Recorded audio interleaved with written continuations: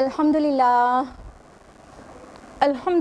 رب العالمین والصلاة والسلام علی رسولہ الکریم وعلی آلہ واصحابہ اجمعین اما بعد واعوذ باللہ من الشیطان الرجیم بسم اللہ الرحمن الرحیم یا ایھا الناس قد جاءتکم موعظۃ من ربکم وشفاء لما فی الصدور وہدی ورحمۃ للمؤمنین۔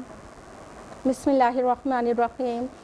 رب اشرح لی صدری ویسر لی امری واحلل عقدۃ من لسانی یفقہوا قولی۔ میری عزیز سامعات، آپ سبھی کا تہہ دل سے خیر مقدم ہے۔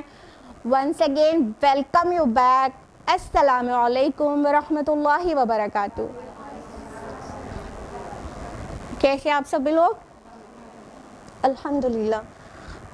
تو آج ہم لوگ پھر سے مل گئے اللہ تعالیٰ کے فضل و کرم سے۔ الحمدللہ ہم بھی اچھے ہیں۔ تو اللہ تعالیٰ کرے کہ یہ کووڈ-19 وبا دنیا سے جلد ختم ہو جائے اور ہم لوگ انشاءاللہ اب ریگولر بیسس پر ملتے رہیں اور پھر سے کوئی بریک نہ ہونے پائے انشاءاللہ، آف لائن ہی چلتا رہے انشاءاللہ۔ تو آپ لوگوں کو کچھ یاد بھی ہے کہ اس سے پہلے جب آپ لوگ گیدرڈ تھے تو کون سی سورہ چل رہی تھی کہ سب بھول گئے؟ یاد ہے؟ سورہ کون سی چل رہی تھی؟ سورہ طٰہٰ۔ آیت نہیں یاد ہے کسی کو بھی؟ ارے واہ ماشاءاللہ، کسی کو پتہ ہے۔ آیت نمبر 70 تک ہم لوگوں نے لاسٹ ٹائم کمپلیٹ کیا تھا سورہ طٰہٰ کی۔ چونکہ اب ایک بہت بڑے گیپ کے بعد ہو رہا ہے تو ہم آپ کو صرف 1 ویک کا ریوائز نہیں کرائیں گے، بہت تیزی سے آپ کو پوری سورہ ریوائز کرا دیں گے، ٹھیک ہے؟ جیسے کہ ہم لوگ کا معمول ہے کہ پہلے ریویژن ہوتا ہے پھر ہی اسٹارٹ کرتے ہیں۔ تو آج اسٹارٹ تو کریں گے باقاعدہ طور سے آیت نمبر 71 آنورڈز، لیکن ہم آپ کو پوری سورہ کا بہت کوئک ریویژن دے دیتے ہیں انشاءاللہ۔ دیکھیے سورہ طٰہٰ مصحف میں 20 نمبر کی سورہ ہے اور اسٹارٹ ہوتی ہے قرآن مجید کے متعلق عظمت۔ پہلے تو حروف مقطعات ہے طٰہٰ، پھر ہے ما انزلنا علیک القرآن لتشقی۔ ہم نے قرآن مجید اس لیے نہیں نازل کیا کہ آپ مشقت میں پڑ جائیں۔ پھر اس کے بعد اللہ تعالیٰ کی توحید اور اس کی صفات کا بیان ہے بہت عظیم سطح پر۔ الرحمن علی العرش استویٰ، ٹھیک ہے؟ وہ رحمان جو عرش پر مستوی ہے۔ اس طرح توحید کا بیان ہے آیت نمبر 8 تک، ٹھیک؟ پھر آیت نمبر 9 سے کس کا قصہ شروع ہو رہا ہے؟ یہ تو یاد ہوگا، موسیٰ علیہ السلام کا۔ اور اس کا جو میجر پارٹ ہے تقریباً پوری سورہ وہ موسیٰ علیہ السلام کے قصے پر ہی بیسڈ ہے۔ تو آیت نمبر 9 سے موسیٰ علیہ السلام کا قصہ شروع ہو گیا اور وہ جو پورشن سورہ طٰہٰ میں ڈسکسڈ ہے وہ اس انداز میں آگے بڑھتا ہے کہ موسیٰ علیہ السلام کے متعلق آگا کہ آپ کو خبر ہے موسیٰ کے متعلق رسول اللہ صلی اللہ علیہ وسلم سے کہا گیا۔ پھر ان کی جرنی کا ذکر ہوا۔ کون سی جرنی؟ جب موسیٰ علیہ السلام ایک اچھی خاصی مدت کئی سال مدین میں رہ کر واپس آ رہے تھے مصر کی طرف، تو راستے میں تھے وہ اور کوہ طور کے پاس سے گزر رہے تھے تو انہوں نے ایک آگ دیکھی تھی، رائٹ؟ یاد آ گیا سب کو؟ آگ دیکھی تھی تو اس کی طرف جو ہے وہ مطلب جاڑے کی رات تھی، وہ گرمی کے لیے اس کو سیکنے کے لیے لینے جانا چاہتے تھے، اور ان کے ساتھ اور بھی لوگ تھے جو یہ پس منظر سے پتہ چلتا ہے، یہ سب ہم نے ڈیٹیل میں بتایا تھا آپ لوگوں کو۔ تو وہ آگ دیکھ کر اس کے قریب جب گئے تو پتہ چلا کہ وہاں پر تو اللہ تعالیٰ کی کال تھی اور اللہ تعالیٰ نے انہیں رسول مبعوث کیا، یعنی اس سے پہلے تک وہ رسول ڈکلیئرڈ نہیں تھے۔ ظہور نبوت اس وقت ہوا کہ اللہ تعالیٰ نے ان کو کہا کہ آپ میں اللہ ہوں اور آپ اللہ کے رسول ہیں اور آپ کو ایک مشن دیا جا رہا ہے، اور وہ یہ کہ آپ فرعون کے پاس جائیے، اس کو دعوت دیجیے اور بنی اسرائیل کو ریلیز بھی کرانا تھا ساتھ میں، تو اور شاید ہے کہ وہ ڈرے اور کیونکہ وہ بہت سرکش ہو رہا ہے۔ یہ جب اللہ تعالیٰ نے ان کو ظہور نبوت کی موسیٰ علیہ السلام کے سامنے، تو موسیٰ علیہ السلام نے کون سی والی دعا کی؟ کون سی والی؟ رب اشرح لی صدری ویسر لی امری واحلل عقدۃ من لسانی یفقہوا قولی، ٹھیک ہے؟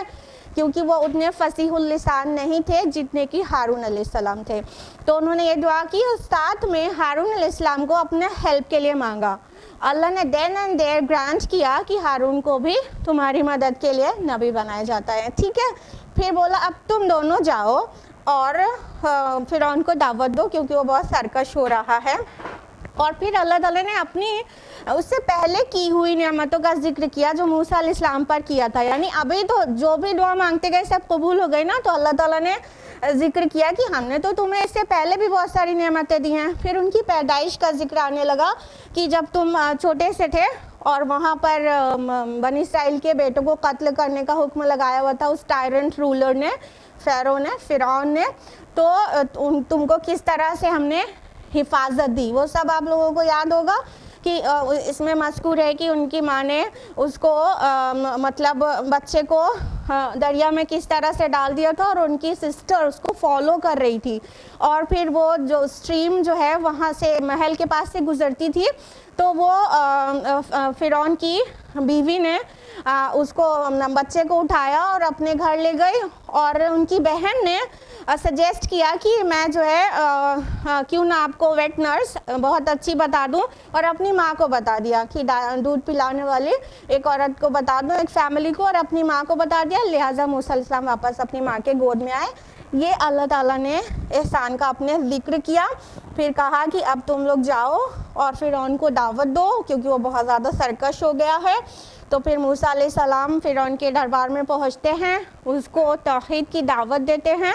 तो फिरौन जो है पहले तो अपनी सियासी चाल चलने की कोशिश करता है और टेढ़े आड़े तिरछे सवाल करता है ताकि मतलब मूसा अलैहिस्सलाम को जो 2 निशानियां दी गई थी उसको दिखाने के बाद वाज़ेह हो गया था कि ये कोई एक्स्ट्रा ऑर्डिनरी पर्सन है। और वो 2 निशानियां क्या थी? एग्जैक्टली, असाए मूसा और यद बैदा, ठीक है। अल्लाह ताला ने दोनों निशानियां दे के फर्स्ट अटैम्प्ट में ही दोनों निशानियां दे दी थी। तो वो जब जाके दिखाया तो फिरौन डरा कि मेरी मतलब सियासत ख़तरे में ना पड़ जाए, तो पहली बार तो मतलब लोगों को गुमराह करने के लिए ऐसे वैसे सवाल करने लगा। फिर उसके बाद कहने लगा, मूसा अलैहिस्सलाम ने उसका मतलब बढ़ चढ़ कर बेहतरीन जवाब दिया और अल्लाह ताला को इंट्रोड्यूस किया कि रब तो ये है। तो फिर जब वो बिल्कुल तिलमिला गया तो कहने लगा कि ये तो जादू है, ठीक है, तो जादू है और हम भी तो इससे बड़ा ऐसे ही जादू लेकर आएंगे। तो बताओ एक तय कर लो एक दिन जिस दिन मुकाबला हो। तो मूसा अलैहिस्सलाम ने कौन सा दिन बताया था? यौमुज़्ज़ीना, याद आया? यौमुज़्ज़ीना यानी उनके जो सेलिब्रेशन का डे था, जो भी जश्न होता था वहाँ पे, वो दिन बहुत नज़दीक ही था। तो वो दिन तय कर लिया मूसा अलैहिस्सलाम ने बड़े शौक से कि पूरा जो है मुल्क में जगह जगह से लोग आते हैं और सबके सामने ही मुकाबला हो जाए। तो यौमुज़्ज़ीना सेलेक्ट हुआ, दिन चढ़े, मुकाबला हुआ, और जब जादूगर सारे आ गए तो इससे पहले कि मुकाबला हो मूसा अलैहिस्सलाम ने जादूगरों को भी एक दावत दी कि तुम बाज आ जाओ, तुम मतलब अल्लाह ताला के रसूल से मुकाबला ना करो। तो उनको दावत दी, और अगर तुम मतलब रसूल से मुकाबला करोगे तो गारत हो जाओगे। तो उन लोग को थोड़ा सा डर पैदा हुआ। उनको महसूस हुआ कि वो मतलब रसूल से बात कर रहे हैं, तो थोड़ा डरे वो। लेकिन चूँकि फिरौनी जो थे यानी क़िब्ती और उसके आयान सल्तनत, उन लोगों ने सेटिस्फाई कर दिया कि नहीं तुम लोग घबराओ नहीं, और ये लोग तो ना ये चाहते हैं कि मतलब हमारी मिसाली तहजीब को ख़राब कर दे और हमारे मुल्क पर कब्ज़ा कर लें और निकाल दें हम लोगों को। ये चाहते हैं इन लोग, तुम लोग घबराओ नहीं, तुम ही गालिब रहोगे। सेटिस्फाई कर दिया, या तो कहना चाहिए प्रेशर बना दिया कि उन्हें मुकाबला करना ही होगा। तो फिर बहरहाल जादूगर तैयार हो गए मुकाबला करने के लिए, और जादूगर तैयार होने के बाद उन जादूगरों ने कहा, मुकाबले वाले दिन जादूगरों ने कहा कि तुम डालो या हम डालते, कौन डालेगा पहले? मूसा अलैहिस्सलाम ने कहा तुम डालो। तो उन्होंने अपनी रस्सियाँ और लाठियाँ डाली, जो कि देखने वालों को महसूस हुई रेंग रही है, चल रही है। मूसा अलैहिस्सलाम ने असा का मोजज़ा दिखाया था ना, तो असा उनका अजदह में तब्दील हो जाता था। तो बाकी जादूगरों को भी सिमिलर जादू लेकर आने के लिए कहा गया था। उन लोगों ने असा के साथ साथ यानी लाठी के अलावा जो स्टाफ मूसा अलैहिस्सलाम का था उसके मुकाबले में another staff کے ساتھ ساتھ رسیوں کا بھی استعمال کیا کہ اس کو سانپ میں بدلنا ہے, یہ جادو دکھانا ہے. تو کیا, اور پھر موسیٰ علیہ السلام نے جب ڈالا اور اللہ تعالیٰ نے ان کو تھام لیا موسیٰ علیہ السلام کو کہ تم ڈرو نہیں موسیٰ, اور تم ڈالو, اور یہ جو سانگ انہوں نے بنایا نا سب ابھی یہ نگل لے گا. تو موسیٰ علیہ السلام نے جب ڈالا تو وہ ایک ایسا اژدہا بنا ان کا عصا کہ جتنے بھی انہوں نے رسیاں اور لاٹیاں جو لوگوں کو لگ رہے تھے سانپ بن گیا ہے اور موو کر رہا ہے, اس سب کو نگل ڈالا. جیسے ہی یہ دیکھنا تھا کہ جادوگر سمجھ گئے, کیونکہ ہر فن کا ماہر اس کی ایکسٹریم کو پہچانتا ہے اور اس کی لاسٹ لمٹ کو بھی پہچانتا ہے. ہر فن کا ماہر, اگر کوئی بوٹینسٹ ہوگا تو اس کو پتا ہوگا کہ مطلب پیڑ پودے کے متعلق جو بات کس حد تک ہو سکتی ہے, ٹھیک. اسی طرح کوئی فزسسٹ ہوگا تو فزکس کی ڈیٹیلز کو وہ جانتا ہوگا, اس کے سامنے کوئی بوٹینسٹ جو ہے اپنی بات کو مطلب ثابت نہیں کر سکتا کیونکہ وہ جانتا ہے. اب جادوگر تھے, ان کو جادو کی لمٹ پتہ تھی. جب موسیٰ علیہ السلام کا معجزہ دیکھا تو ان سب کو سمجھ میں بالکل آ گیا کہ یہ جادو تو ہو ہی نہیں سکتا ہے. تو کیا ہوا, الٹیمیٹلی وہ سب سجدے میں گر گئے. ہم لوگ آ چکے آیت نمبر 70 پر کہ جادوگر گرا دیے گئے سجدے میں, اور وہ پکار اٹھے کہ ہم ایمان لے آئے ہارون اور موسیٰ علیہما السلام کے رب پر. یعنی سجدے میں گر کر انہوں نے چپ نہیں کیا کہ لوگ سمجھے کہ یہ بڑے جادوگر کو سجدہ کر دیا, معاذ اللہ موسیٰ علیہ السلام نے اور بڑا جادو دکھا دیا ہے تو اس جادو کو سجدہ کر دیا. نہیں, وہ سجدے میں گرے اور پھر اپنے ایمان کا اعلان کیا کہ ہم موسیٰ اور ہارون علیہما السلام کے رب پر ایمان لے آئے. یعنی یہ جو سجدہ ہے وہ رب کو ہے. یہ آیت نمبر 70 تھی. اب ہم لوگ کنٹینیو کرتے ہیں آیت نمبر 71 سے, کیونکہ اس سے پہلے تک یہیں تک ہوا تھا. تو آیت نمبر 71 ہے, اعوذ باللہ من الشیطان الرجیم, بسم اللہ الرحمن الرحیم. قال آمنتم لہ قبل ان آذن لکم. فرعون نے کہا کہ تم اس پر ایمان لے آئے ہو اس سے پہلے کہ میں تمہیں اجازت دیتا. انہ لکبیرکم الذی علمکم السحر. یقیناً یہی تمہارا گرو ہے جس نے تمہیں جادو سکھایا ہے. فَلَوْقَطِّعَنَّ أَيْدِيَكُمْ وَأَرْجُلَكُمْ مِنْ خِلَافٍ وَلَوْصَلِّبَنَّكُمْ فِي جُذْعِ النَّخْلِ. تو میں تمہارے ہاتھ اور پاؤں مخالف سمتوں سے کٹواؤں گا اور تمہیں کھجور کے تنوں پر سولی دوں گا. وَلَتَعْلَمُنَّ أَيُّنَا أَشَدُّ عَذَابًا وَأَبْقَىٰ. اور یقیناً تمہیں جلد معلوم ہو جائے گا کہ کون ہے ہم میں سے زیادہ سخت عذاب دینے والا اور زیادہ باقی رہنے والا. تو ابھی ریویژن سے آپ کو پتہ چل گیا جادوگر سب سجدے میں گر گئے تھے. تو یہ بظاہر کیا ہوا, فرعون نے تو پورا کھیل رچا تھا, سوچا تھا کہ ہم لوگ جیت جائیں گے. بڑے مطلب پورے ملک کے بڑے سے بڑے جادوگر کو بلایا گیا تھا. جو نہیں آ رہے ہوں گے ان کو فورسفلی بلایا گیا ہوگا. جو لالچ میں آ گئے تھے وہ بھی, سب طرح کے جادوگر آ چکے تھے. اور فرعون اور اس کے آیان سلطنت اپنے تئیں یہ سمجھ رہے ہوں گے نا کہ we will be dominated. لیکن کیا ہوا کہ موسیٰ علیہ السلام کا جو معجزہ تھا اس کے سامنے جادو نہ ٹک سکتا تھا نہ ٹک پایا.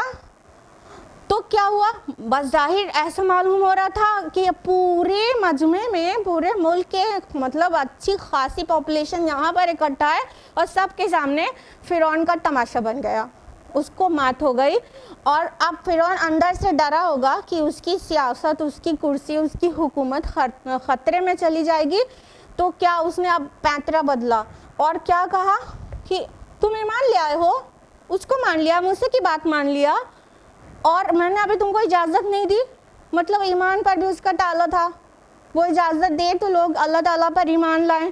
وہ تو کہتا ہی تھا نا انا ربکم الاعلی, میں رب اعلیٰ ہوں, میں سب سے اونچا رہا ہوں. مطلب کہتے کیا وہ مطلب میرے محل کے نیچے مطلب نہریں نہیں جاری ہوتی. مطلب وہ اپنے کو رب بنائے بیٹھا تھا کس سینس میں کہ حکومت اس کی رہے گی, سیاست اس کی چلے گی, قانون اس کا چلے گا, اور جس کو چاہے گا مارے گا اور جس کو چاہے گا جینے کا حق دے گا. وہ اس سبھی معاملے کو اپنے تئیں سمجھ رہا تھا, وہ رب ہے, اس کی مرضی سے ہونا چاہیے ایوری تھنگ. تو کیا ہوا کہ بھڑک کر بولا کہ کیونکہ اندر سے تو بالکل ڈر گیا ہوگا نا کہ یہ کیا ہو گیا, ابھی تو تھوڑی دیر میں میری پوری سلطنت جو ہے چور چور ہو جائے گی. سب لوگ, اگر جادوگروں نے مان لیا تو باقی لوگ تو مطلب سوچیں گے کہ جب اس فن کے ماہر لوگ پہچان کے مان لیا تو پھر صحیح ہوں گے, موسیٰ حق پر ہوں گے, اور سب لوگ جو ہے موسیٰ کے فالوور بن جائیں گے, تو میری کیا بچے گی. تو اس نے فوراً کہا یقیناً یہی تمہارا گرو ہے جس نے تمہیں جادو سکھایا. یعنی ایک سیاسی چال چلی.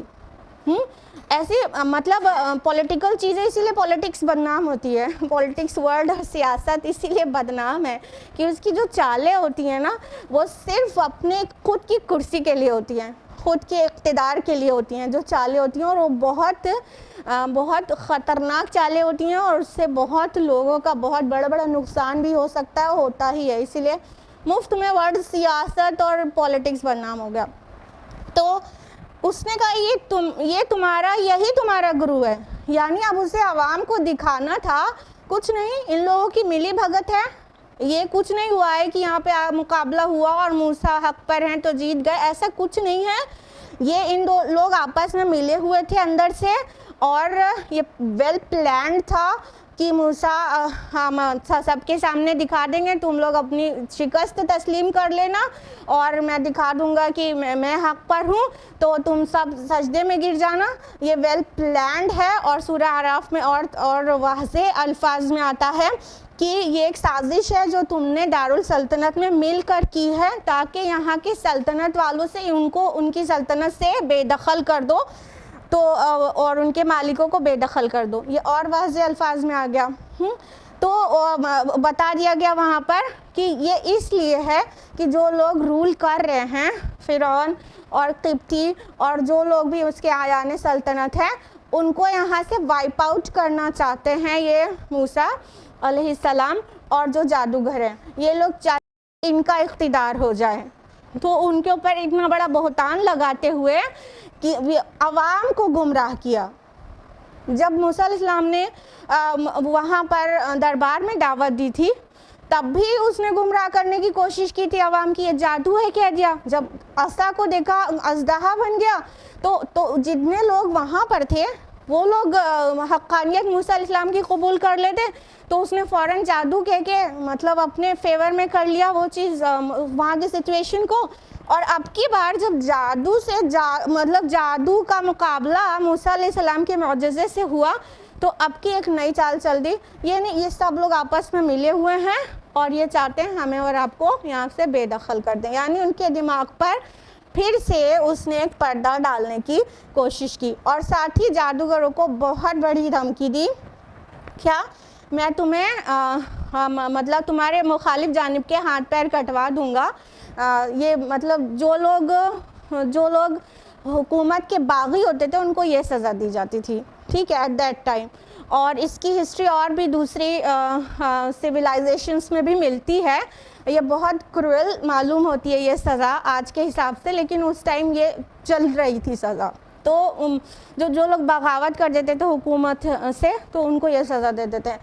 تو وہ والی سزا ڈکلیئر کی کہ تم نے بغاوت کی ایک طرح سے, تو تمہارے اپوزٹ لمبس چاپ آف کر دیے جائیں گے. یعنی جیسے داہنا ہاتھ تو بایاں پیر یا بایاں ہاتھ تو داہنا پیر, ٹھیک ہے, اپوزٹ لمبس کو کاٹ دیا جائے گا اور تمہیں کھجور کے تنے پر سولی دی جائے گی.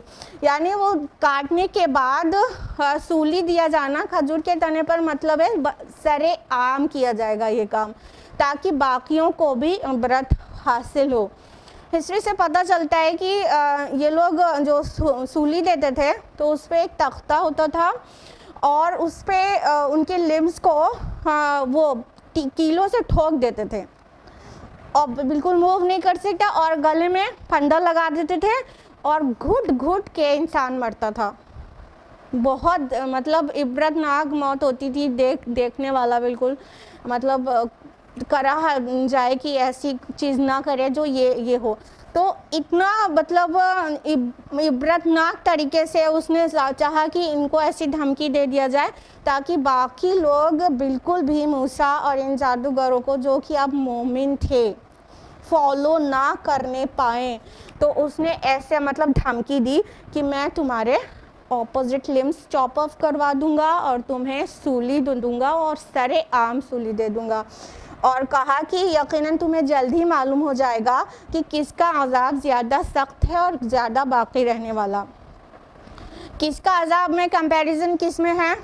دیکھیے ایک بات تو یہ ہو سکتی ہے کہ جادوگروں کے ہاں ایک عقیدہ پایا جاتا ہے, ایک تھاٹ پائی جاتی ہے, کیا کہ اگر گرو کو ناراض کر دیا تو گرو جادو کے زور سے, یعنی جادوگروں کے گرو کو باقیوں نے ناراض کر دیا تو گرو جادو کے زور سے کوئی بہت بڑا جو ہے نقصان کر دے گا باقی کا. ٹھیک ہے, تو اس لیے جادوگر اپنے سب سے بڑے جادوگر گرو سے بہت ڈرتے اور دبتے ہیں کہ گرو ناراض نہ ہونے پائیں. رائٹ, تو اگر یہ سوچ تھی اس وقت کہ تم مطلب سارے لوگ کا گرو موسیٰ ہے علیہ السلام, تو اگر یہ تم فرعون کمپیئر کر رہا تھا کہ ابھی تمہیں پتہ چل جائے گا کہ یہ جو تمہارے گرو کا پنشمنٹ زیادہ سخت ہے کہ میری, اور زیادہ باقی رہنے والی کس کی ہے.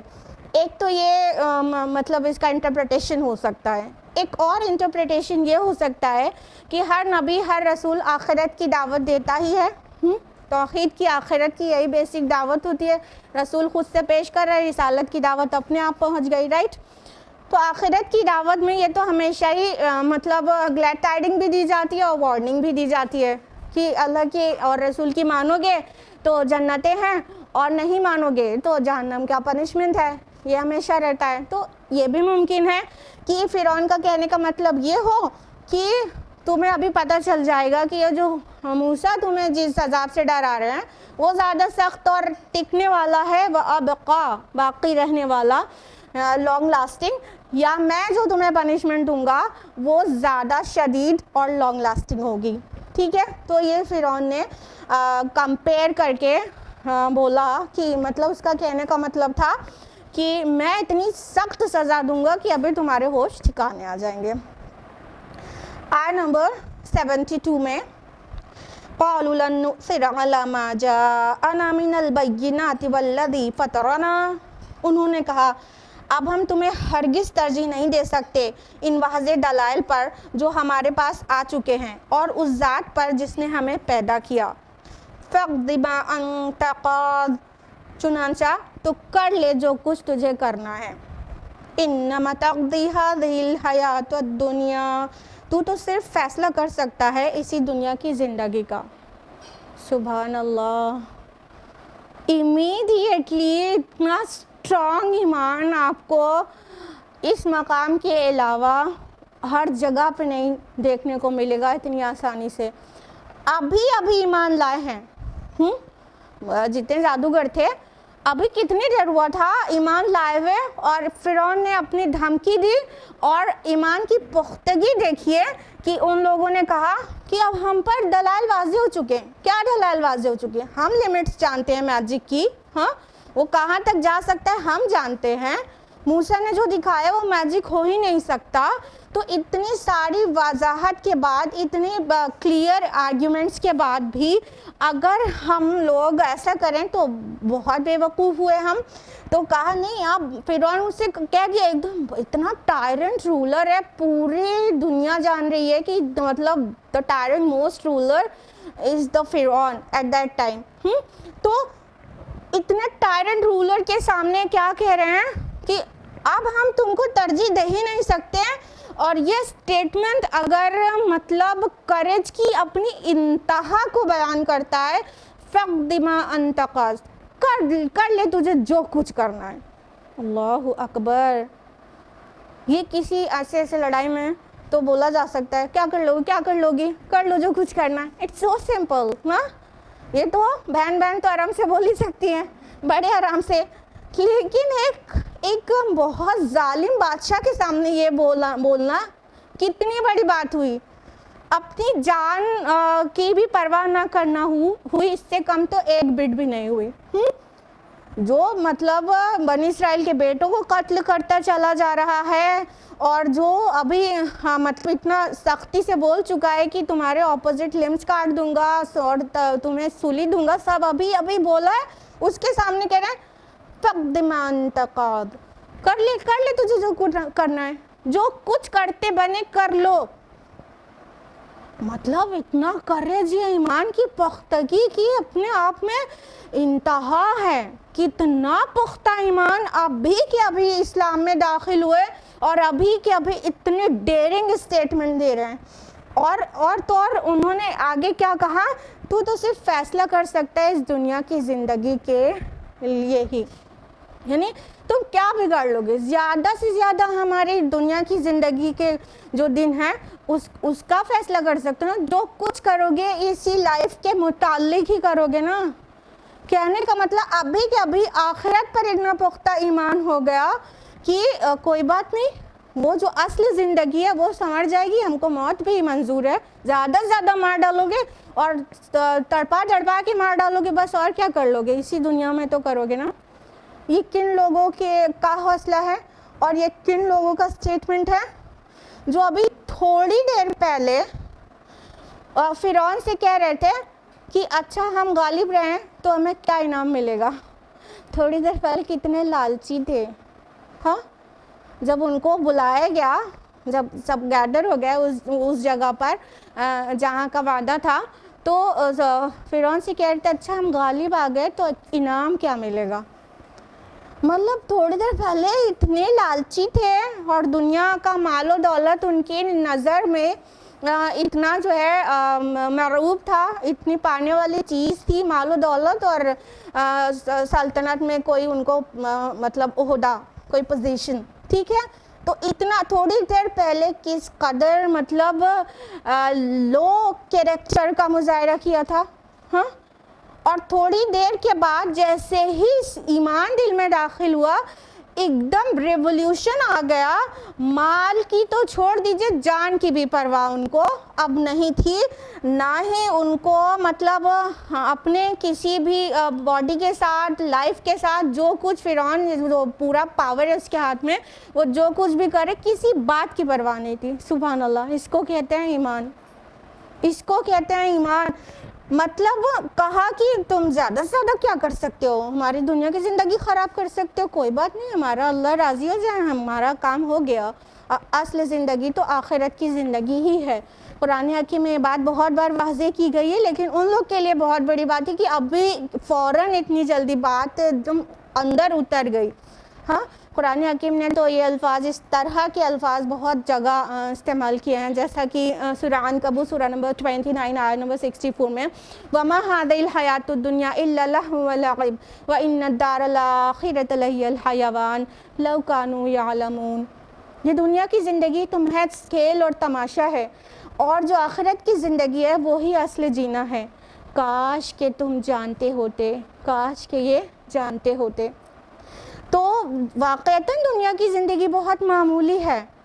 इनके ईमान के हिसाब से अपने ईमान को चेक करने की ज़रूरत है कि अभी इस्लाम में दाखिल हुए और अभी कह रहे हैं कि कोई बात नहीं, तुम ज़्यादा से ज़्यादा क्या कर सकते हो, हमारी जान ले सकते हो, दुनिया की ज़िंदगी में ही तुम्हारा मतलब काबू है। ये बहुत बड़ी बात है। तो हमें और आपको भी देखना चाहिए कि हम किसको प्रेफर कर रहे हैं, हम आखिरत के लिए ज़िंदगी गुजार रहे हैं या हमको भी दुनिया की ज़िंदगी की सारी चीज़ें ही अट्रैक्ट करती हैं, माल, नाम, नेम, फेम, मनी और इक़्तिदार, रूल करना, कुर्सी। हाँ, तो ये क्या चीज़ें हमारे लिए माना रखती हैं, हमें देखना चाहिए, क्योंकि ये तो मतलब इन जादूगरों के ईमान ने हमें और आपको झंझोड़ दिया है कि हद है। हम लोग बचपन से अपने इस्लाम का इकरार करते हैं और बड़े मतलब मुसलमान बन के बड़ा फ़ख्र महसूस करते हैं, हम तो आखिरी नबी के उम्मती हैं, हमारी क्या बात है। लेकिन कभी ईमान इतना चढ़ा हुआ पाया कि अपनी जान की बाजी लगानी पड़े, कोई बात नहीं, ले लो जान, इस्लाम से नहीं पिट सकते, अल्लाह की बात से नहीं हट सकते, خاندان کا چلن گیا پیر کے نیچے ہمارے. ہاں ہمارے آبا و اجداد کی کہنا، ان کی ٹریڈیشن ہمارے پاس سے پوچھتا ہے. ہمارے اللہ کا جو حکم ہے ہم اس سے ادھر ادھر نہیں ہو سکتے. پایا ہم نے کبھی اپنے ایمان کو اتنا پختہ. آیت نمبر 73 میں فردر وہ لوگ بولتے جا رہے ہیں اِنَّا آمَنَّا بِرَبِّنَا لِيَغْفِرَ لَنَا خَطَايَانَا وَمَا أَكْرَهْتَنَا عَلَيْهِ مِنَ السِّحْرِ. ہم اپنے رب پر ایمان لا چکے ہیں تاکہ وہ ہمیں بخش دے ہماری خطائیں اور اس جادو کو جس پر تو نے ہمیں مجبور کیا. واللہ خیر وابقا، اور اللہ ہی بہتر اور باقی رہنے والا ہے. بے شک. اب دیکھیے وہ لوگ آگے کیا بولتے ہیں کہ ہم اپنے رب پر ایمان لا چکے ہیں اور ہم چاہتے ہیں کہ ہمارا اللہ ہمارے گناہوں کو معاف کر دے. اب ان کا ایک کنسرن ہے، جو اس سے پہلے گناہ ہو چکے وہ اللہ معاف کر دے بس. اور اس جادو کو بھی جس پر تو نے ہمیں مجبور کیا. اس سے کیا پتہ چل رہا ہے کہ ان کو کمپلشن تھا. اٹ میں بھی پاسبل کہ جب ان کو کال دیا گیا تھا، ہر کارے پورے علاقے میں پھیل گئے تھے، پورے ملک میں، کہ مطلب فرعون نے یعنی کہ بادشاہ سلامت نے بلایا ہے، تو ہو سکتا ہے کہ اس ٹائم بھی ان میں سے کچھ لوگ رہے ہوں کہ ان کو لگا ہو کہ نہیں، جو موسیٰ دکھا رہے ہیں اس کا مقابلہ ہم نہیں کریں گے، لیکن ان کو مجبور کیا گیا وہ آنے پر. گورنمنٹ کا آرڈر ہے، آپ کو پتہ ہے گورنمنٹ کا آرڈر ہندوستان میں بھی آپ کو پتہ ہی ہے کہ کوئی سا بھی آرڈر آ گیا تو کس حد تک ماننا پڑتا ہے. تو گورنمنٹ کا آرڈر ہے، آ گئے تھے. اور یہ بھی ممکن ہے کہ آئے تو ہوں اپنی ول سے، لیکن جب موسیٰ علیہ السلام نے مقابلے سے جسٹ پہلے ان کو دعوت دی کہ تم کیا کرنے جا رہے ہو، اللہ کے رسول کا مقابلہ کرنے جا رہے ہو، اپنی شامت مت بھلاؤ اپنے سے، تو وہ لوگ بات سمجھے تھے. جیسے ابھی ہم نے بتایا تھا نا کہ وہ لوگ کنفیوز ہو گئے تھے کہ اب ان کی ہمت کھو رہی تھی مقابلہ کرنے کی موسیٰ علیہ السلام کا. تو یہ بھی ممکن ہے کہ پہلے تو ولنگلی آئے اور بعد میں ان کو لگا کہ ہاں ہم کچھ غلط کرنے جا رہے ہیں. وہ رکنا چاہتے تھے لیکن آیان سلطنت نے انہیں رکنے نہیں دیا. ان پر کمپلشن تھا اس وقت کہ نہیں، تم آئے ہو جس کام کے لیے وہ کرنا ہوگا اور وہ کرو. تو وہ اپنے آپ پر ایک جبر محسوس کر رہے تھے تو پھر تیار ہو گئے تھے.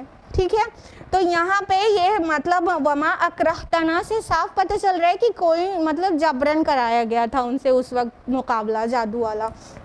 تو ان لوگوں کو سب سے زیادہ فکر کس بات کی ہو گئی؟ ریپینٹنس کی، کہ اللہ تعالیٰ ہماری توبہ قبول کر لے اور جو تو نے ہم کو جبرن ہم سے زبردستی کر کے جو جادو کرایا ہے اس کو اللہ معاف کر دے، اور اس سے پہلے کے جو گناہ ہم سے ہوئے ہیں اللہ تعالیٰ ہمیں وہ سب معاف کر دے. تو یہ ہمارا کنسرن ہے. اور وہ یہ جواب دیا واللہ خیر و ابقا. یہ کس بات کا جواب ہے؟ جو ابھی آیت نمبر 71 میں فرعون نے کہا تھا وَلَتَعْلَمُنَّ أَيُّنَا أَشَدُّ عَذَابًا وَأَبْقَىٰ. ابھی تمہیں پتہ چل جائے گا کہ ہم میں سے کس کا عذاب شدید ہے اور باقی رہنے والا.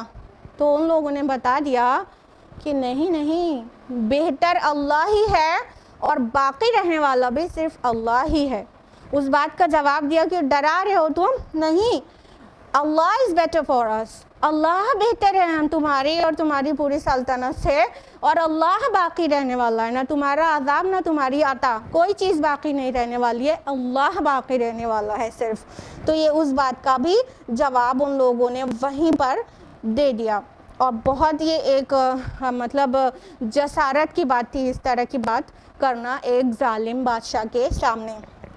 آیت نمبر 74 إِنَّهُ مَنْ يَأْتِ رَبَّهُ مُجْرِمًا فَإِنَّ لَهُ جَهَنَّمَ لَا يَمُوتُ فِيهَا وَلَا يَحْيَا.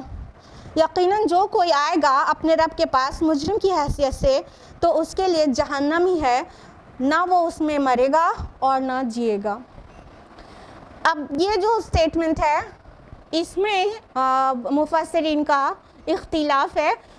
کچھ مفسرین یہ سمجھتے ہیں اور کہتے ہیں کہ یہ وہ جو جادوگر جو ابھی ایمان لے آئے تھے مومن، ان لوگوں کا ہی سٹیٹمنٹ ہے، آگے چلتا جا رہا ہے. ٹھیک ہے، لیکن زیادہ مفسر جہاں تک ہم اسٹڈی کر پائے یہ کہہ رہے ہیں کہ یہ اللہ تعالیٰ کا سٹیٹمنٹ ہے، بات کو مکمل کرنے کے لیے اللہ تعالیٰ نے یہ دو باتیں اور کہیں، جو یہ اور اس کے آگے والی آیت میں ہے، ٹھیک ہے.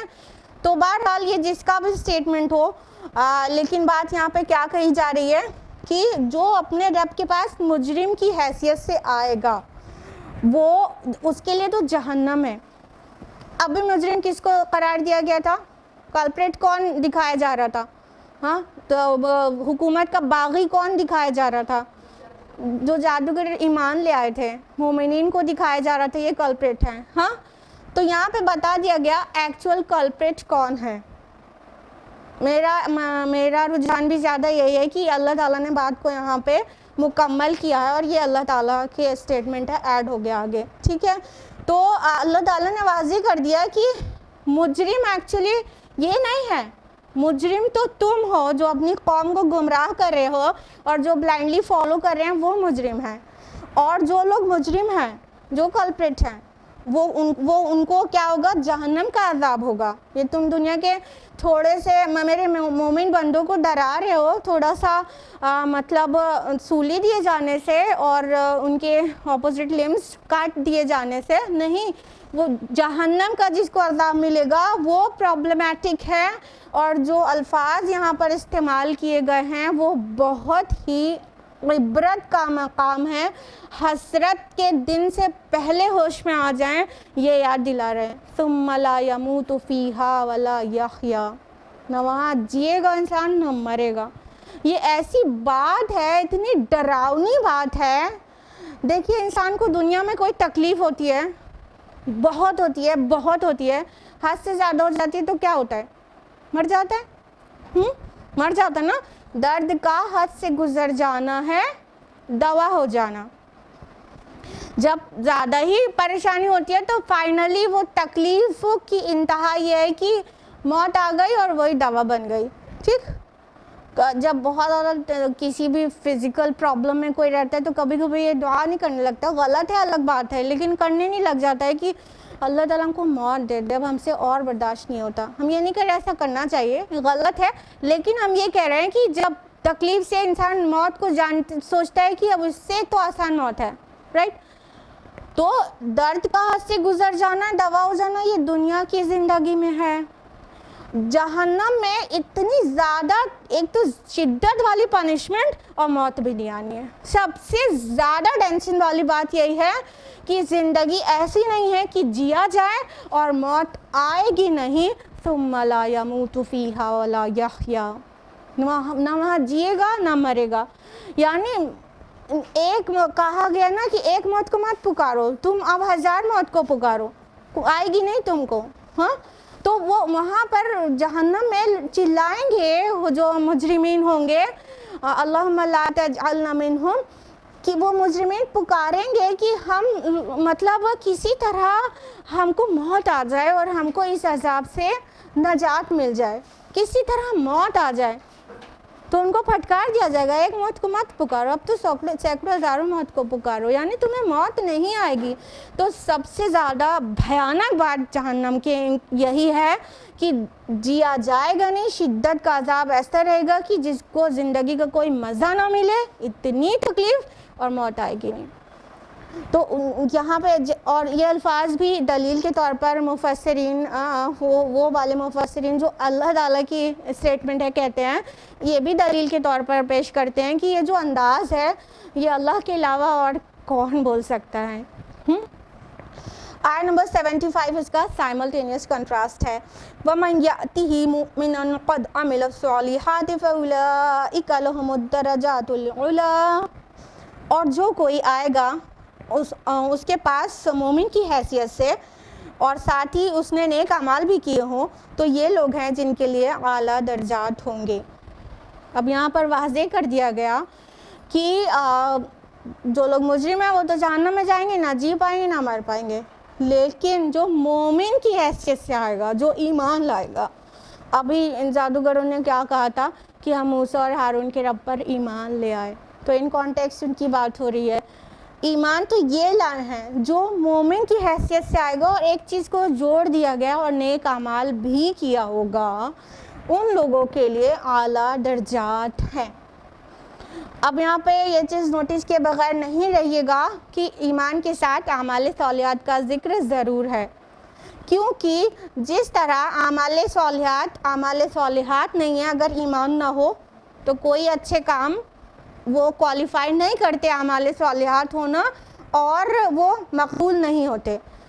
تو اسی طرح ایمان بھی خالی مطلب کافی نہیں ہے کہ نجات ہو جائے، اس کے ساتھ اعمال صالحات بھی ضروری ہے. اِلَّا الَّذِينَ آمَنُوا وَعَمِلُوا الصَّالِحَاتِ، یہ فقرہ قرآن مجید میں 52 ٹائمز ریپیٹ ہوا ہے.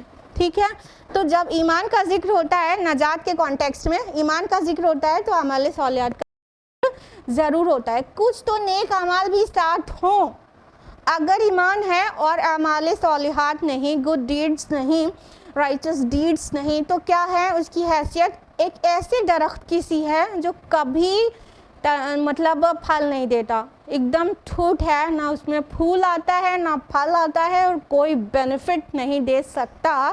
ویسے ہی ہے ایک وہ انسان جو ایمان تو رکھے، مطلب اسلام تو قبول کر لے، لیکن اس کا ایمان ویسا ہوگا ہی نہیں، تبھی تو اعمال صالحات نہیں کرے گا. اگر صحیح والا ایمان ہوگا تو ڈیفینیٹلی وہ ثمرات اور وہ سارے پھلواری نکلے گی نا، اگر صحیح ہے درخت تو اگر ایمان صحیح ہوتا تو اعمال صالحات تو ہوتے ہی ہوتے. تو ایسا ایمان جس میں نیک اعمال نہ ہو وہ بھی نجات کے لیے کافی ایمان نہیں ہے، اور ایسا اعمال جس میں ایمان نہ ہو وہ بھی نجات کے لیے بالکل ہی ناممکن ہے. تو کہا گیا جو آئے گا مومن کی حیثیت سے اور اس کے پاس نیک اعمال ہوں گے. اچھا، یہ جو جادوگر جن کو کہا جا رہا ہے مومن کی حیثیت سے، ان کانٹیکس واسطے تو جنرل بات بھی ہے، لیکن ابھی جو پس منظر چل رہا ہے اس میں کہا جا رہا ہے ایمان بھی اور اعمال صالحات بھی. تو ابھی ان لوگ نے کون سا عمل صالح کیا تھا؟ کتنا لمبا چوڑا تھا؟ جلدی بتائیے، کیا کیا تھا؟ ہاں ہاں ہاں، وہ تو قول ہو گیا. عمل کی بات کریں، عمل تو قول ہو گیا. ٹھیک ہے،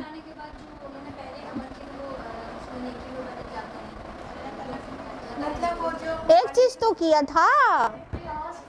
ہاں ہاں، ریپینٹ تو کر ہی رہے تھے، وہ اپنا وہ شو کر رہے تھے کہ ہم تو اب بس یہ چاہتے ہیں کہ اللہ ہمیں معاف کر دے نا. سجدہ کیا تھا، سب سجدے کو بھول گئے. ہاں، تو سب سے جو کلائمیکس تھا وہ یہی. ابھی ان کے پاس اعمال صالحات میں صرف ایک سجدہ ریکارڈ ہوا ہے.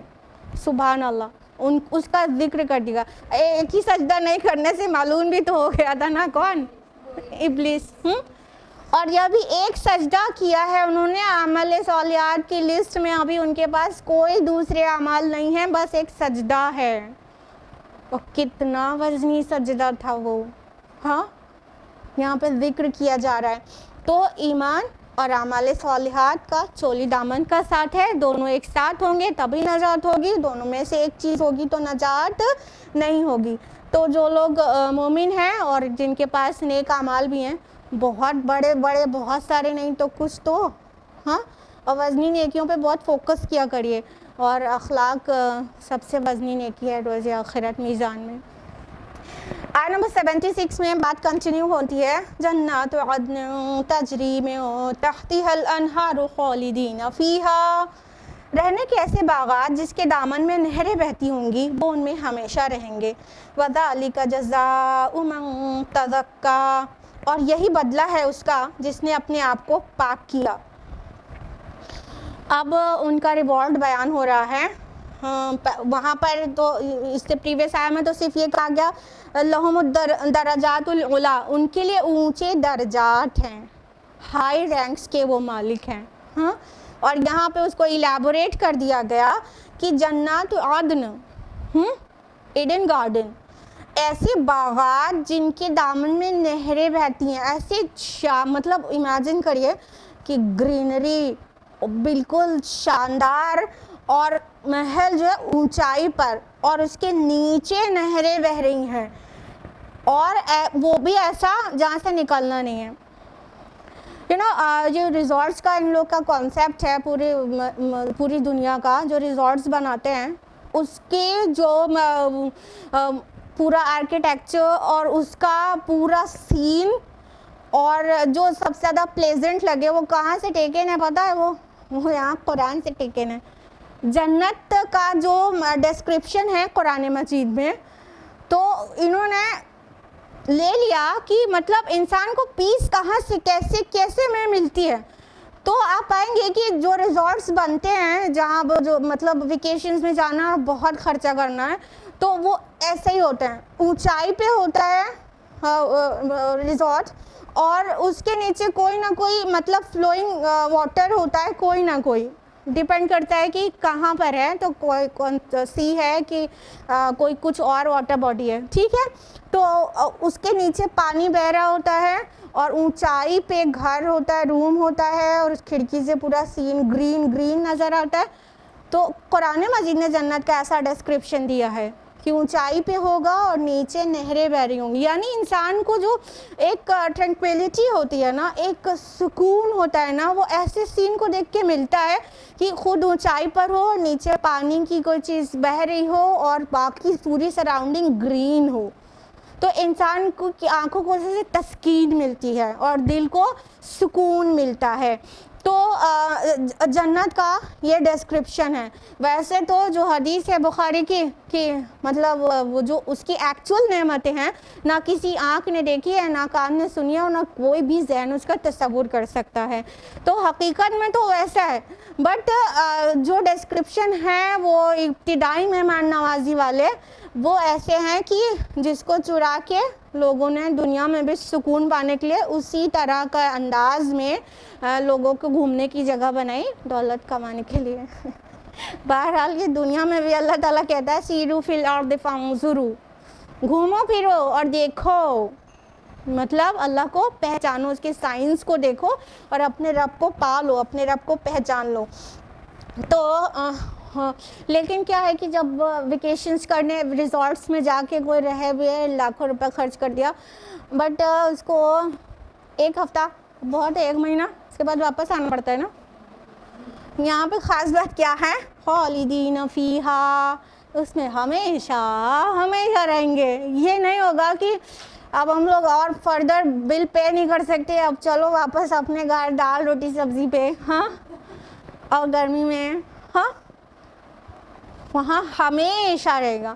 جنت کی دو کوالٹیز ہمیشہ مطلب آپ کو ملے گی کہ خیر و ابقا، وہ بہتر ہے اور باقی رہنے والی ہے.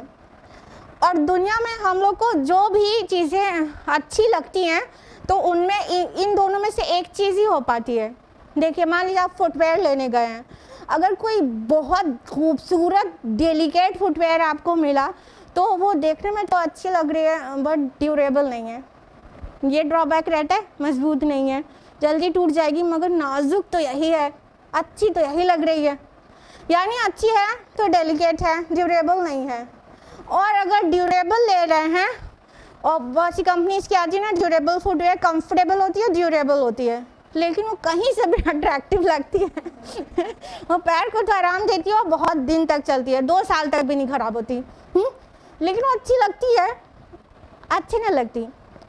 اللہ تعالیٰ نے جنت میں یہ دونوں کوالٹی رکھی ہے، بوتھ دا کوالٹیز، خیر و ابقا، بہتر بھی ہے، بیوٹیفل اور ڈیلیکیٹ، اور ہر چیز آپ کے جو نظر کو بھانے والی، اچھی بھی اور ٹکاؤ بھی، رہنے والی بھی، چھننے والی نہیں. جیسے ڈیوریبل کا ہمارا ہوا ہے کہ تو چلے، لانگ لاسٹنگ ہو.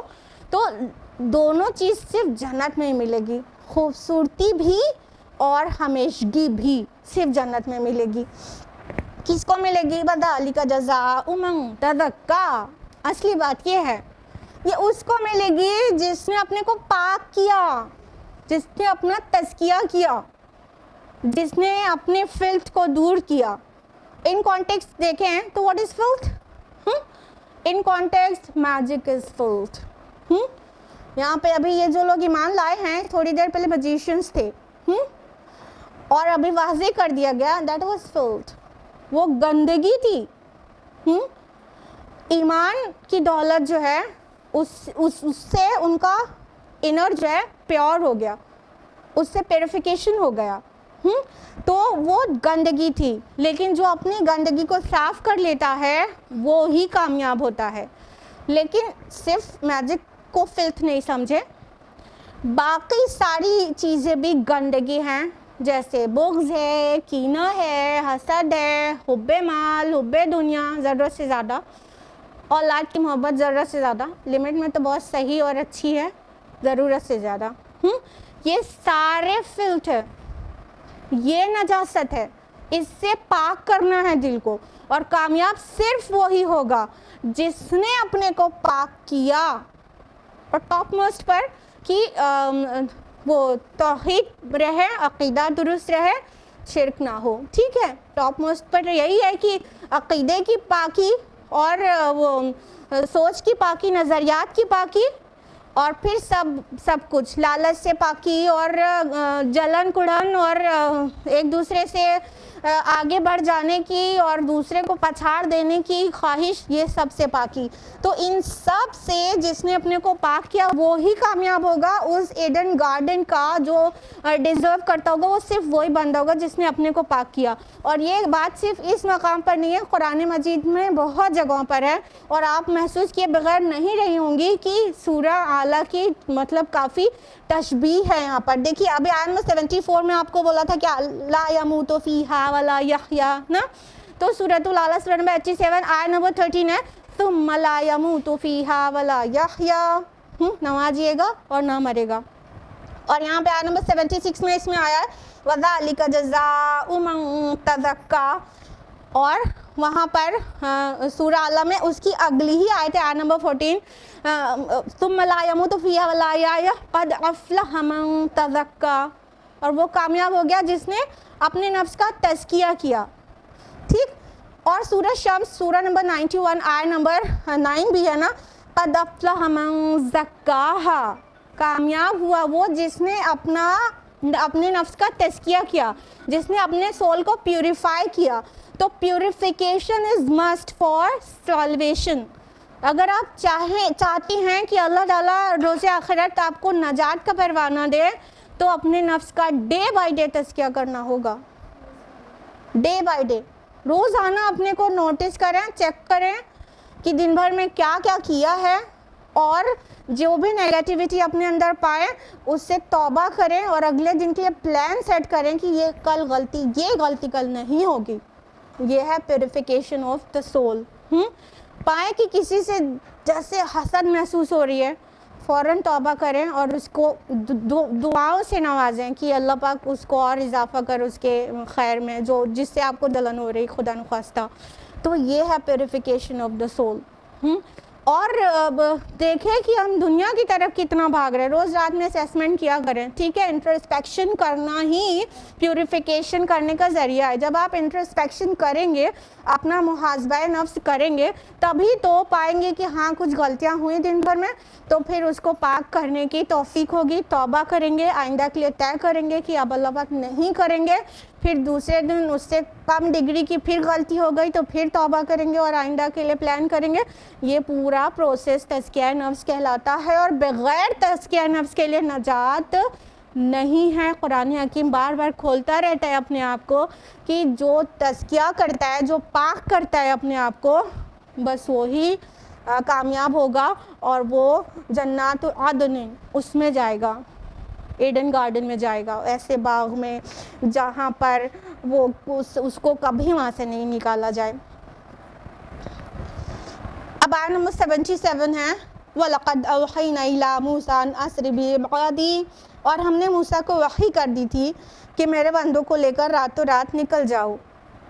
فَاضْرِبْ لَهُمْ طَرِيقًا فِي الْبَحْرِ يَبَسًا, بس ان کے لیے سمندر کے اندر ایک خشک راستہ بنا لو.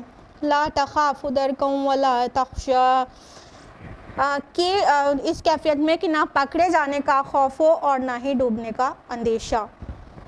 اب ایک بہت بڑا پورشن یہاں پہ سکپ کر دیا گیا ہے. موسیٰ علیہ السلام اور ان کی قوم کا تذکرہ قرآن مجید میں سب سے زیادہ ہے. ٹھیک, تو دوسری سورہ میں سب ملا کے پھر کوئی پورشن کسی سورہ میں بہت زیادہ ڈیٹیل میں ڈسکرائب کیا گیا ہے اور کوئی دوسرا پورشن کسی دوسری سورہ میں. تو یہاں پہ سورہ طٰہٰ میں ہیں ہم لوگ. تو کہاں پر ہے؟ جادوگروں نے سجدہ کیا, ٹھیک ہے, فرعون نے دھمکی دیا, ٹھیک, اور جادوگروں نے بے نیازی دکھائی, لیکن ان کو کوئی ایسا پنشمنٹ ابھی ہوئی نہیں تھی. پھر سالوں موسیٰ علیہ السلام ان ایمان والوں کے ساتھ, جن میں ایک سب سے بڑی تعداد تو بنی اسرائیل کی تھی اور کچھ قبطی بھی تھے, ٹھیک ہے, اس میں جادوگری نہ جانے کتنے قبطی ہوں گے اور زیادہ تر بلکہ ہوں گے. اور وہ سورہ مومن میں جس مومن شخص کا ذکر ہے وہ بھی مطلب فرعون کے درباریوں میں سے تھا, وہ بھی قبطی تھا جس مومن کا ذکر ہے. تو کچھ قبطی بھی ایمان لائے تھے, کچھ فرعونی بھی ایمان لائے تھے. تو وہ سارے لوگ جو بنی اسرائیل along with قبطی, یہ سارے لوگ وہیں اسٹے کر رہے تھے. ابھی کئی سال رکے موسیٰ علیہ السلام ان سب کو لے کے وہاں پر.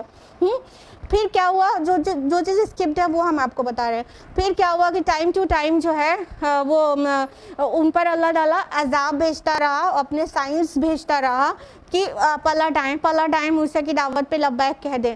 تو جب بھی کوئی عذاب آتا تو سب کہتے کہ اے موسیٰ ہم اپنے اللہ سے دعا کرو ہمارے لیے, اگر یہ عذاب ہم سے ہٹا لیا جائے تو ہم تمہاری بات مان لیں گے. پھر جب اللہ تعالیٰ ان سے وہ عذاب ہٹا لیتا تو وہ پھر جاتے, پھر ایک اور عذاب آتا. اس طرح ہوتے ہوتے کئی سال وہاں پہ ٹکے تھے.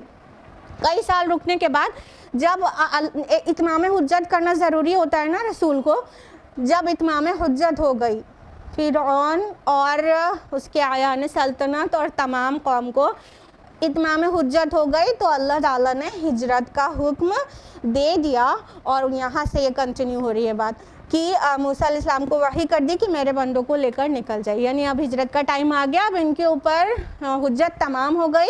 اب موسیٰ آپ اپنے ساتھیوں کو لے کر جو مومن ہیں ان کو یہاں سے ان کو لے کر نکل جائیے. اب وہاں پہ کی ڈیٹیل جو ہے سورہ یونس میں زیادہ ڈسکرائبڈ ہے کہ کس طرح پھر سب لوگ نکلے تھے. پھر فرعون اور اس کا پورے لشکر نے ان کا تعاقب کیا تھا, ٹھیک ہے. اور یہاں پہ بہت شارٹ میں ہے وہ بات کہ بس ان کے لیے سمندر کے اندر ایک خشک راستہ بنا لو, یعنی کہ موسیٰ علیہ السلام مطلب لمبے راستے سے جا رہے تھے کہ سمندر کے کنارے سے نکل کر, مطلب مین راستے سے نہ جا کر انہوں نے میڈیٹرینین سی کا جو وہ تھا شور, اس سے کنارے جا کر چاہ رہے تھے کہ ہم وہاں جہاں ان کو آرڈر تھا شام اور فلسطین کی طرف لے جاؤ ہمارے بندوں کو, تو وہاں نکل جائیں گے میدان تیہ میں. تو لیکن پیچھے سے فرعون اور اس نے پورے اپنے لشکر کو جمع کر لیا. اسے نالج میں جیسے ہی آیا کہ موسیٰ اور بنی اسرائیل ہمارے ہاتھ سے نکل گئے, تو اس نے پھر کسی کو چھوڑا ہی نہیں. پورے کا پورا لشکر, ایک ہوتا ہے نا کہ مطلب ایک لمٹ میں ایک لشکر لے کے جایا جاتا ہے, باقیوں کو آرام کرنے کا حکم رہتا ہے, لیکن سب کو لے کے نکلا تھا, سب کو. بہت زیادہ ہی غصے میں تھا اور اللہ تعالیٰ کا یہی پلان تھا کہ پورے کے پورے ہی چلے جائیں. تو سب کو لے کے موسیٰ علیہ السلام اور بنی اسرائیل کا تعاقب کیا. اب ان کو تو سمندر سے کنارے جانے کا پلان تھا, لیکن پیچھے سے لشکر آ گیا. اور اگر مطلب اب سامنے سمندر ہے تو اللہ تعالیٰ نے پہلے ہی ان کو بتا دیا کہ تمہارے لیے خشک راستہ بنا دیا جائے گا. اور پھر اس کے بعد یہاں پہ کہا گیا لا تخاف درکم ولا یخشا, یعنی نہ تمہیں خوف ہو نہ کسی طرح کا اندیشہ, یعنی نہ تم ڈوبو گے اور نہ پکڑے جاؤ گے. تم مطلب مطمئن ہو کر دل کی سکون کے ساتھ آگے بڑھو. تو جب آگے سمندر آیا تو کیا ہوا کہ موسیٰ علیہ السلام کو حکم ہوا کہ اپنا عصا مارے دریا پر, بحر پر. تو انہوں نے اپنا عصا سمندر پر مارا, تو سمندر کو حکم ہوا کہ وہ مطلب سوکھے 2 ٹکڑوں میں بٹ جائے. تو ایسے پہاڑ کی طرح سمندر کھڑا ہو گیا اور بیچ میں خشک راستہ بن گیا. مطلب خالی پانی کا پہاڑ میں تبدیل ہونا, کالطود العظیم آیا نا دوسری سورہ میں, تو سورہ شعراء میں کالطود العظیم. تو درمیان جو چٹان بنی تھی, بات اتنی نہیں تھی, ایک سوکھا راستہ اتنا وائڈ کہ پورا لشکر اس میں سے گزر سکے. پورا بنی اسرائیل اور موسیٰ علیہ السلام جتنے لوگ کے ساتھ نکلے تھے وہ سب گزر سکیں تو ایک راستہ بن گیا. آیت نمبر 78 ہے فَأَتْبَعَهُمْ فِرْعَوْنُ بِجُنُودِهِ فَغَشِيَهُمْ مِنَ الْيَمِّ مَا غَشِيَهُمْ. تو فرعون نے ان کا تعاقب کیا اپنے لشکروں کے ساتھ تو ڈھانپ لیا انہیں سمندر نے جس سمندر میں سے جس چیز نے بھی ڈھانپ لیا. اب باقی سٹوری بس تو آپ لوگوں کو پتہ ہی ہے کہ موسیٰ علیہ السلام اور بنی اسرائیل سوکھے راستے سے آگے نکلے اور این اس وقت کی وہ لوگ پورا جتنا سی ایریا تھا اتنا پورا کراس کر کے اس پار پورا کا پورا لوگ چلے جا چکے تھے. تب ادھر سے انٹری ہوتی ہے وہ فرعون اور اس کے سارے آرمی کی. تو وہ انٹری ہوتی ہے جب دیکھتے ہیں کہ یہاں پر سوکھا راستہ ہے تو وہ لوگ بھی اسی میں چل پڑتے ہیں. تو یہاں پر کیا کہا گیا فَغَشِيَهُمْ مِنَ الْيَمِّ مَا غَشِيَهُمْ. تو ڈھانپ لیا اس چیز نے جس چیز نے ڈھانپ لیا یا جس طرح ڈھانپے جانے کا حق تھا. یہ مطلب یہ وہ انداز ہے یا تو کسی چیز کی عظمت بیان کرنے کے لیے اس طرح کا اسلوب اس طرح کا سٹائل اختیار کیا جاتا ہے عربی زبان میں, یا تو کسی ہولناکی کے بیان میں یہ اسلوب ڈھانپ لیا اس چیز نے جس چیز نے ڈھانپ لیا. یہ انداز سورہ نجم میں بھی ہے نا, جب وہاں اللہ تعالیٰ عالم بالا کا ذکر کرتے ہیں نا, تو یا تو کوئی بہت پرعظمت چیز کا بیان ہو یا تو پھر بہت ہولناک چیز کا بیان ہو, تب یہ انداز ہوتا ہے. تو کہا ڈھانپ لیا. تو جب وہ سب کے سب اس میں فرعون اور اس کے سارا آرمی آ گئے اس میں, تو دونوں طرف جو کالطود العظیم کہا گیا جو چٹانیں تھیں وہ واپس پانی بن گئی اور غرق ہو گئے وہ سب کے سب. وَأَضَلَّ فِرْعَوْنُ قَوْمَهُ وَمَا هَدَىٰ. اور فرعون نے اپنی قوم کو گمراہ کیا اور ہدایت نہ دی. یہ آیت نمبر 79 ہے. یعنی فرعون کی مطلب سب سے بڑا کلپریٹ فرعون ہوا کہ اس نے اپنی پوری قوم کو گمراہ کر دیا.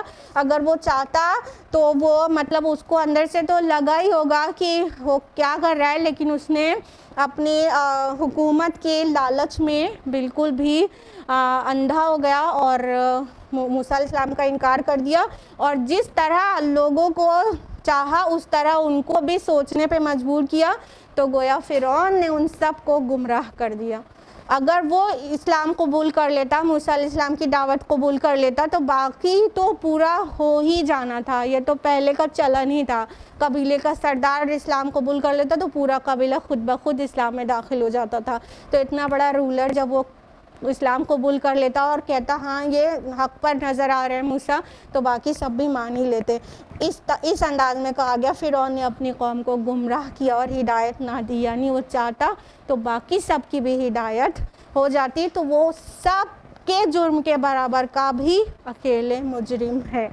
آج کے لیے اتنا ہی, ٹائم اپ ہو چکا ہے. اللہ تعالیٰ سے دعا ہے کہ اللہ تعالیٰ ہم سب کو قرآن مجید پڑھنے, سمجھنے, غور و فکر کرنے, عمل کرنے اور دوسروں تک پہنچانے کی توفیق عطا فرمائے. آمین. وآخر دعوانا ان الحمد للہ رب العالمین. والسلام علیکم ورحمۃ اللہ وبرکاتہ.